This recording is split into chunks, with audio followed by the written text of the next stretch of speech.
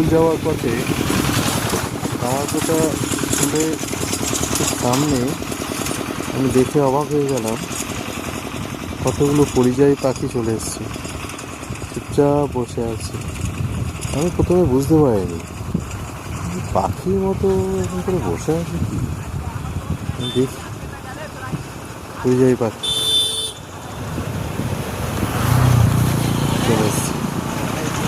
অর্থাৎ এরা গরমের দেশ থেকে উড়ে এসে ঠান্ডা দেশে এসছে। ঠান্ডা হয়ে আবার যখন গরম পড়বে তখন চলে যাবে। পরিযায়ী পাখি বিদেশ থেকে এসছে, এদের না কোনো পাসপোর্ট লাগে, না ভিসা লাগে, না আধার কার্ড লাগে। অদ্ভুত।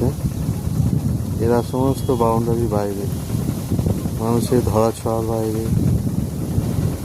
কোনো রকম রং, কাস্ট কিচ্ছু এদের লাগে না। চুপচাপ বসে আছে, কি সুন্দর চুপচাপ বসে আছে, ঠান্ডা উপভোগ করছে।